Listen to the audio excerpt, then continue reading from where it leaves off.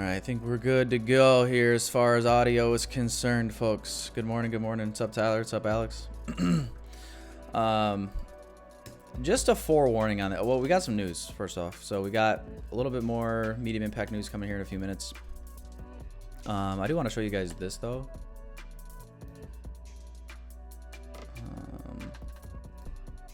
Just looking at this NQ chart.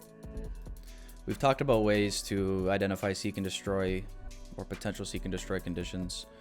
I would say as of this moment, that is kind of what things are starting to look like with Asia in London.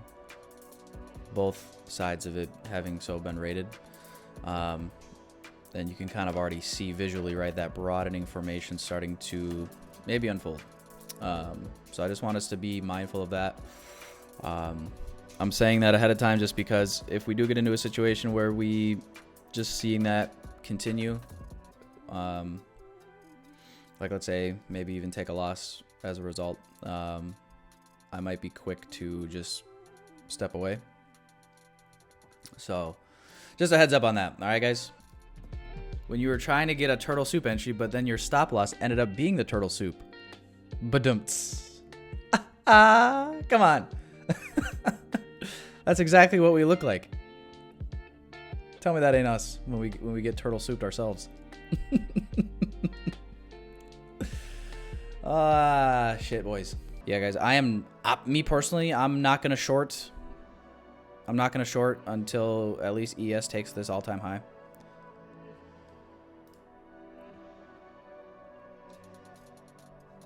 I'll just be looking for longs, which would mean we need to see a pullback first. So like in an ideal world, what I'd like to see would be, if it does come back now without continuing, you know, come down, sweep a low, trying to get in like right here.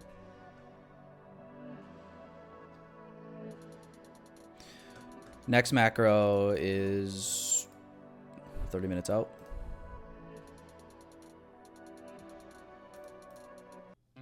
If not, yeah, just seeing if ES takes the high first. ES coming back nice.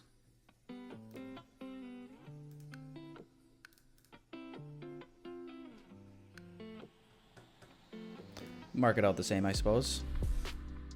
Thank you does this pullback though. ES will be far below this.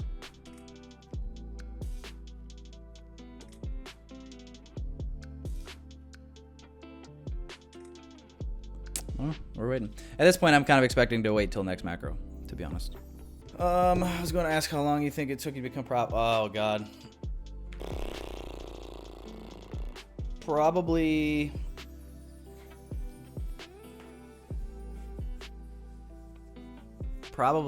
like 2 years before I like made the turn from like, I'd say like a year and a half. Probably like a year and a half of like just losing.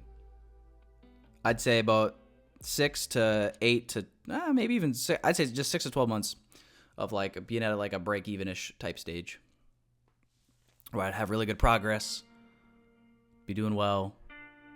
And then it was like, for me, what my biggest struggle was always was like, I could do well, right? Like it was like I'd blow it. Let's say I blew an account, or I didn't really take a whole lot of like prop account challenges. I don't know. That really wasn't a thing when I first got into trading. I don't feel like, but yeah, like I'd blow an account and then I'd be like, okay, fucking A, I'm going to refund this account. I'm going to do it right this time. Be disciplined. What an idiot. Stop over leveraging, stop over trading. Right.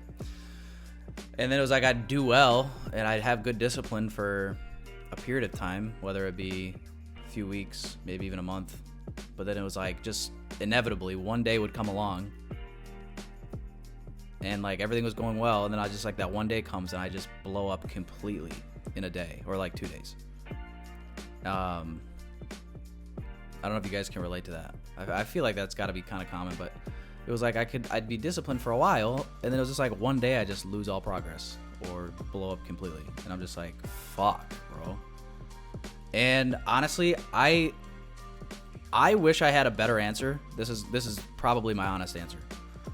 that I hope people don't get to this point, because it's obviously not a ideal spot to be in, but like I just kind of got to a point where I'm like, bro, I literally, like, in terms of just being responsible, like I can't afford to just I can't afford to have these mistakes keep happening.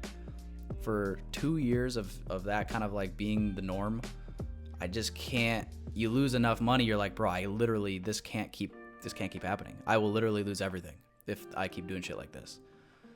So, you know, a little bit of that scarcity feeling was good, because it just forced me to stop being a fucking idiot. And that's kind of the problem about like also having too much disposable income early on in your trading, which sounds fucking counterintuitive, because you should have extra money to start trading, right? Most people start trading, they don't have any money, and they're trading emotionally and all this other stuff. But it's just as bad when you're like, you haven't been humbled enough and you have kind of too much money. Well, what are you going to do with too much money? You're going to fund too big of accounts. Nowadays, you'll buy way too many challenges and resets because you're just blowing them left and right. And before you know it, like, you spend $149 on a challenge. Before you know it, after resets and renewal and like just paying for new ones over and over, now you're like 10,000 deep, and you're just like, oh fuck. You know what I'm saying? And like that over the course of, you know, people do that for like years. Imagine somebody lost $10,000 a year just buying challenges, buying resets, or more. I don't know. Some people, probably people out there that do more than that. I don't know. But like, that's not good. You know, the average income, I think, for a single person, I mean, the average income for a household, I think, is like $70,000. That's 2 incomes, if I'm not mistaken. All right, let me look it up. So you can see how that would be very stressful, definitely on a family, right? Especially like, you know what I mean? Your spouse is looking at you just losing money, and they're just like, what the fuck, dude? Oh God, there's got to be some people that have gotten divorced because of trading. Let's look. Average. Let's just say median income. I guess just United States. Okay, so the median income per person, it says $37,585. That was in 2022. So yeah, bro, people lose $5,000-$10,000 a year trading or more. But like, I think you guys I hope you guys get my point of that's just honestly how it was for me. I just feel like I lost, like at the end of the year when I do my taxes, that's usually where I have like the most clear picture of like my spending habits. Because when I'm doing my taxes and I'm getting all my write-offs figured out, you know, you're adding up everything, and then you like literally see how much money went where over the course of the whole year, versus like when it's just a little bit at a time each time, you don't really notice as much. Just kind of like having a credit card, you're swiping it. Bill comes, you're like, oh fuck, I spent $3,000 this month. So yeah, kind of seeing that was eye-opening, and I just remember like sitting there. What year was that? Probably like 2020, and I'm just like, well,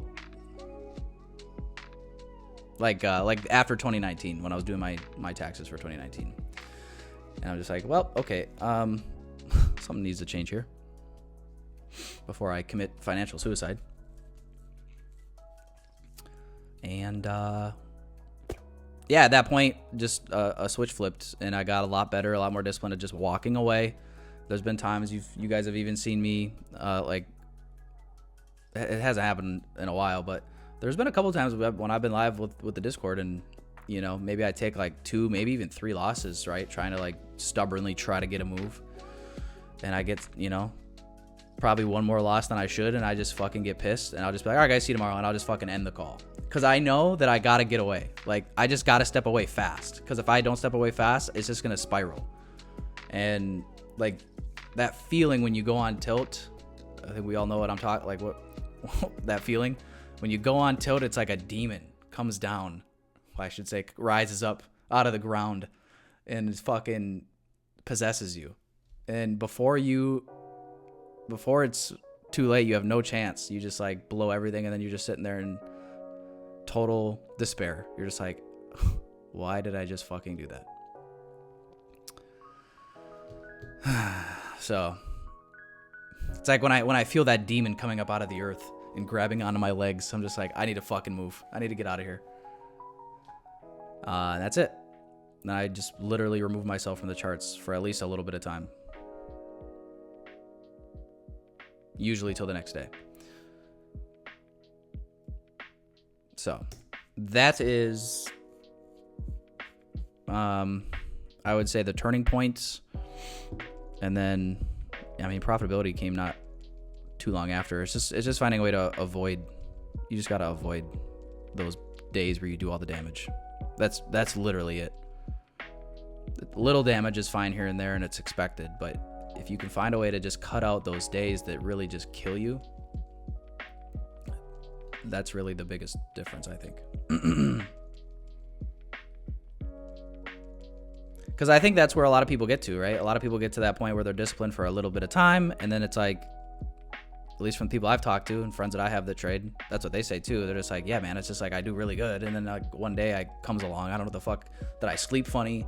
Did I fucking take drugs I didn't know about? Did somebody roofie me? All of a sudden, like, I'm a whole different person, and I just blow everything up. So I think that's pretty common from people I've talked to.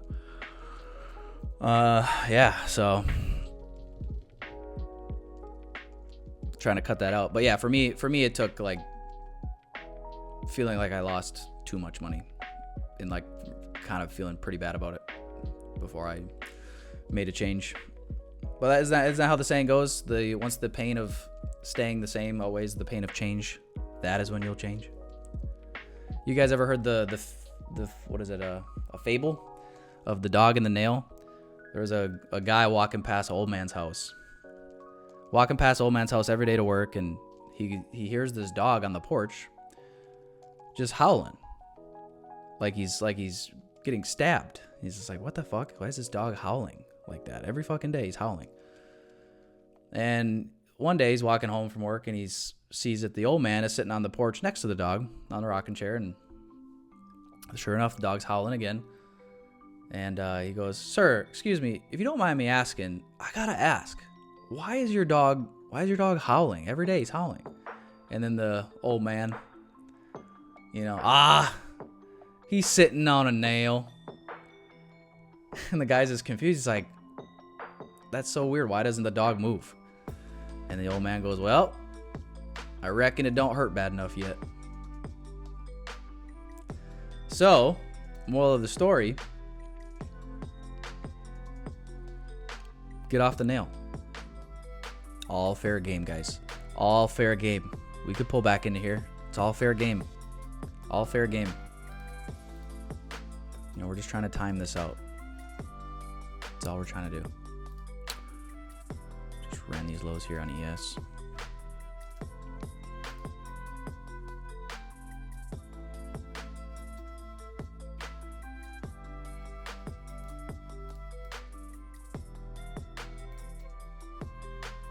Look at these equal highs. Look at these equal highs on ES at the all-time high.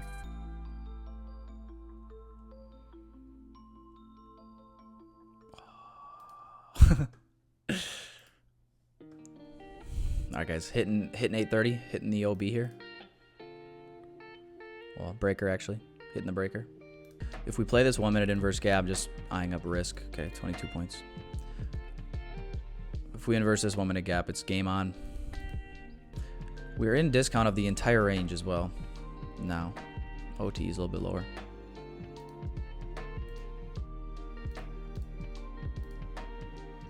$30-minute gap being hit. Probably gonna enter if we inverse this 30-second gap.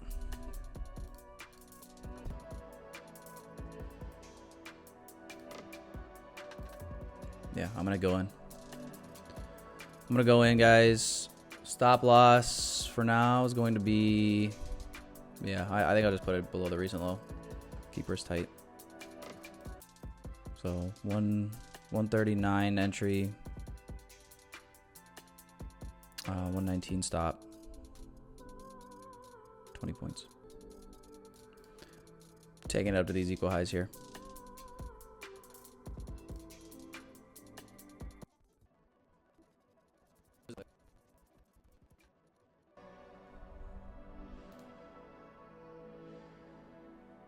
Okay, stopped out on that minus 370, 400 maybe. It's just market makers woke up today and said, all right guys, here's what we're gonna do.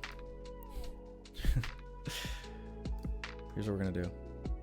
We're gonna fucking pump the market down a little over 100 points. Then what we're gonna do, we're gonna fucking soar this bitch 230 points. And then you know what we're gonna do? Get this. We're gonna sell it all the way back off again. Just to fuck with them.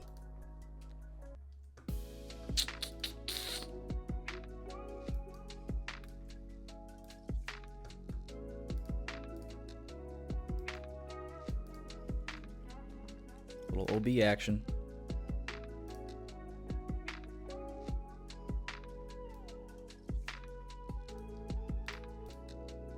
Macros ending. One thing I do like though is it's gonna be about kind of timing it out. What's nice is we engineered a lot of buy side the whole way down. Right, we're not rating highs before selling off.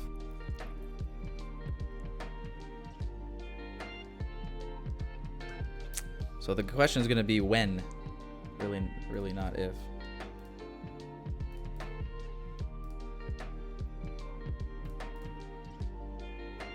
Same with ES here. But unfortunately, that when might not be today. Might be next week. Or it might be in the next macro.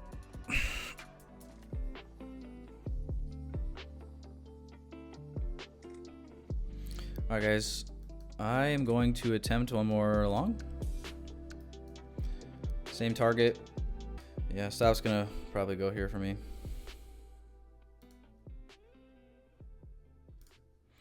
But yeah, I'm gonna go get a refill of coffee, guys. Last trade of the day, obviously, if either it goes or it don't. If it loses, I'll be down. Yeah, about 1,000. But if it wins, wait, I'll be up about 1,100. So, all right, guys, BRB.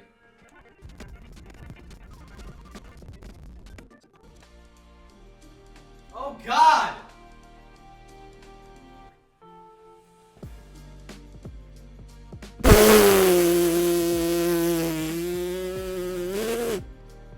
Oh, fuck. Oh, God. What a fucking shit show. Oh. Wow.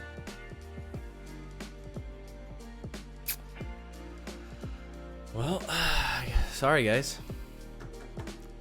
Friday got me again. But, yeah, before I give away all my progress for the week, I'm gonna step away. Alright? As best you can, enjoy your Friday and enjoy your weekend, guys. Tomorrow's a new week, or next week is a new week. And a new month. Alright. Alright, guys. I just have to be honest with you. And tattle on myself a little bit. I did something wrong. Obviously, you guys saw me take those couple L's. I revenge traded the moment I ended the Zoom call. I'm not gonna lie to you. I did. Yeah, as you guys can see my executions, right? Tried two different longs today that got stopped here. And then also here on this inverse, longed here, got stopped out here. And then we took this low right here. And had an SMT here with a ES. What did I do? Revenge traded up to my size to 3 contracts because my entry was quite literally, like, as it wicked back up and came back and flipped bullish. I entered, stop was here. So, I mean, my risk wasn't a lot. 3 contracts sounds like a lot, but literally I entered here, stop right at this wick, and it just kept going up. Soup here, and honestly, thought I would hold it. Didn't even hold it. Once I made back my losses for the day, I'm up $13 now on the day. I just closed it and got out. So, yep, just wanted to show you guys this, be transparent at least. Even though I made my money back and I'm now technically green on the day, but $13. This should not have happened. This is bad habit, wrong for me to do. So kind of exposing myself and telling on myself with this one. But I'm human, happens. But it shouldn't happen. And yeah, just wanted to throw that in there. So learn from me, do as I say, not as I do on this one. But yeah, pretty tough day for me. Obviously, I'm still counting the day as a L. Yeah, I don't know. I'm really getting to a point where I might have to delete Friday from my trading plan, at least for a bit, because I just cannot get in the flow with the market on Fridays. I don't know what it is. I just, for whatever reason, I think over the last 2 months, I've had one green Friday, and the other Fridays have all been red. So, I don't know. Something I'll have to consider moving forward. I'm not going to do that as of yet, but I would say if I keep having poor performance on Friday, kind of just gets to a point where it's like, well, you got to do something different, right? But yeah, anyway, hope you guys enjoy your weekend. Disappointed in myself for revenge trading this. Obviously, I'm glad there was logic behind the trade. I'm glad that my risk wasn't like crazy over leveraged or anything like that. But still the trade was taken out of revenge, I would say, which is the problem. So that's that. Enjoy your weekend, guys, and I will see you guys next week.